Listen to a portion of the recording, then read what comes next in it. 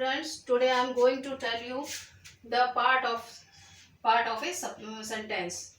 And there a sentence has two main parts, subject and predicate. What is subject and what is predicate?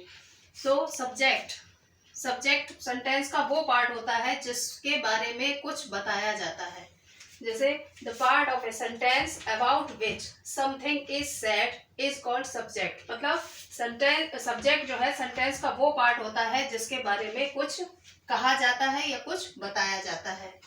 Next है predicate. Predicate the part of a sentence in which what is said about the subject. मतलब sentence के बारे में क्या कहा जा रहा है, क्या चीज बताई जा रही है, वो कहलाता है प्रेडिकेट. जैसे सेंटेंस है आपके सामने, Ram is an intelligent boy. तो इसमें अगर हम इसको छुपा देते हैं तो ये हमें ये बताया जा रहा है इज एन इंटेलिजेंट बॉय, मतलब एक होशियार लड़का है. तो ये किसके बारे में बताया जा रहा है? राम के बारे में. तो इस राम क्या हो गया? सब्जेक्ट.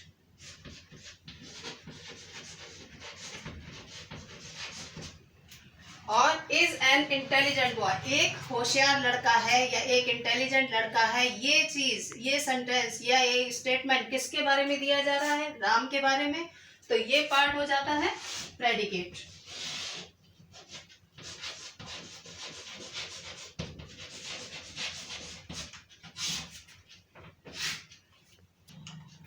अब देखिए यहाँ पर दो सेंटेंस दिए हुए हैं जिसमें हम ये आइडेंटिफाई करेंगे कि इसमें सब्जेक्ट क्या है और प्रेडिकेट क्या है.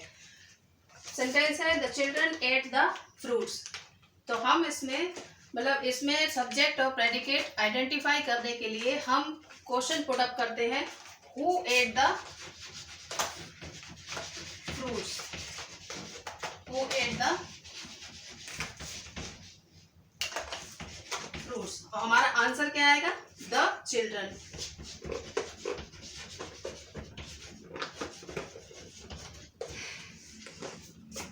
एंड हम एक प्रेडिकेट को आइडेंटिफाई करने के लिए हम क्वेश्चन करते हैं व्हाट डिड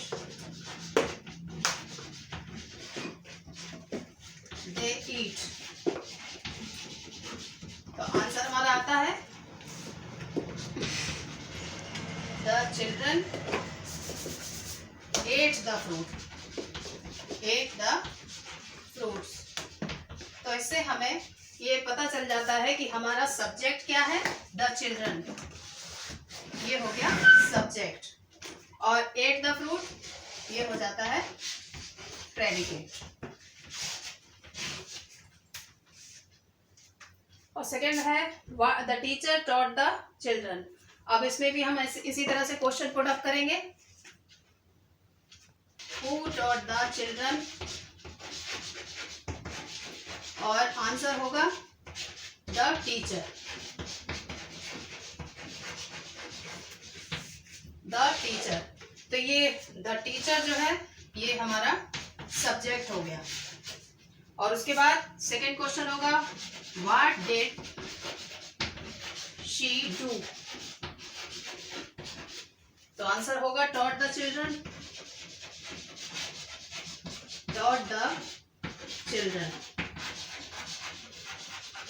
और ये पार्ट हो जाता है इसीलिए प्रेडिकेट.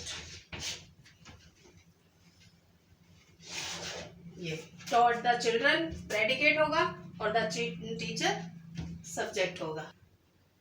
अब देखिए इंपेरेटिव सेंटेंसेस में हम कैसे पता लगाएंगे कि सब्जेक्ट क्या है और प्रेडिकेट क्या है. सेंटेंस है फिनिश योर फूड या गो टू बेड.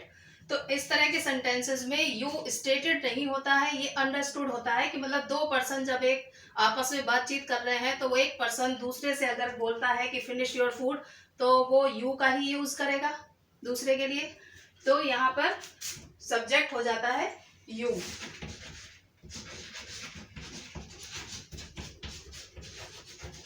मतलब हमारा एक्चुअली सेंटेंस ये हो जाता है यू फिनिश योर फूड. इसी तरह से गो टू बेड, तो ये हमारा सेंटेंस हो जाएगा यू गो टू बेड. तो इसमें यू सब्जेक्ट हो जाएगा और गो टू बेड प्रेडिकेट हो जाएगा. इसी तरह से इसमें यू हो जाएगा सब्जेक्ट और फिनिश योर फूड प्रेडिकेट. अब इंटेरोगेटिव सेंटेंस की बात आती है तो इंटेरोगेटिव सेंटेंस में जो हेल्पिंग वर्ब होती हैं, हेल्पिंग वर्ब के जस्ट बाद सब्जेक्ट लगा होता है।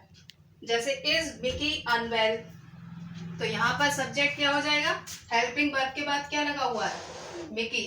और अगर क्वेश्चन पुट अप करके पता आइडेंटिफाई करना चाहे तो हम ये मतलब पुट अप कर सकते हैं, हु इज अनवेल, तो मिकी इज अनवेल, तो मिकी सब्जेक्ट हो जाता है और बाकी सब्जेक्ट, बाकी सेंटेंस का जो पार्ट है वो प्रेडिकेट हो जाता है। नेक्स्ट है इज द मदर स्लीपिंग, तो हेल्पिंग वर्ब के जस्ट बाद हमारा लगा हुआ है द मदर, तो ये हो जाता है सब्जेक्ट और बाकी जो पार्ट है वो प्रेडिकेट में आ जाता है।